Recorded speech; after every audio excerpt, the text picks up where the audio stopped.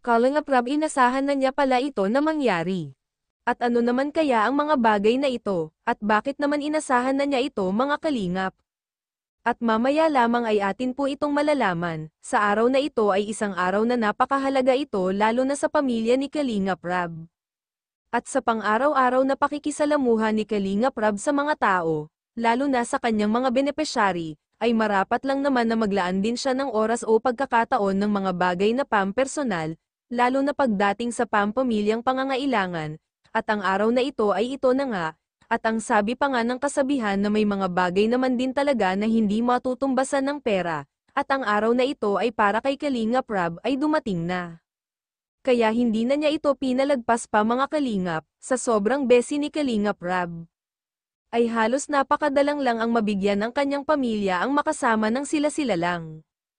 Kaya isang napakahalagang bagay kahit na hindi man parati ay mabigyan niya ito ng oras. At ang ligaya na nararamdaman ni Kalingap Rab ay masasabi natin na wala ngang katumbas nito. Ang sabi pa nga niya mismo, lalo na't dala ng obligasyon niya rin sa kanyang pamilya. At may mga anak na rin sila ng kanyang asawa, na walang iba ay si Ma'am Jack, at kahit napakasimpleng bagay ang makabandang ang pamilya ay napakaganda na nito mga kalingap, kumbaga ay malayo ito sa kanyang nakasanayan ang mag-scout, sa mga taong naghihintay ng tulong ng Team Kalingap, at sa kabilang banda naman nito habang naliligo ang magpamilya ay may mga bagay na rin pala na inaasahan si Kalingap Rab. Na mangyayari na kagaya nito, at kung ano ito ay atin pong mapapanood mga kalingap. Ang bigat mo. Kiss mo daddy, dali, kiss daddy. Kiss daddy. Kiss daddy, dali. Baba. Baba. Woo! Enjoy.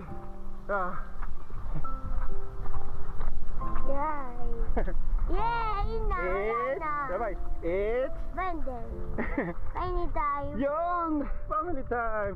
It's Family time. family time. Grabe guys, sugadan si Kuya dun sa ano. Badway. Anong pakita at bawal yan? Di bawal pa yan. Ah! Di naman yung masakit eh. Ah! Woo! Woo! Ah! Sakit. Grabe. Binuhos ko na para malinis. Part yan ng adventure natin guys. Malak haba. Mababaw lang naman yan. Kasi mahaba masyado. Mahaba lang. Yan, ingat lang palagi po. Lalo na sa mga ganito, laging nasa labas, outdoor activities. Oops, yung camera! Ate yung camera!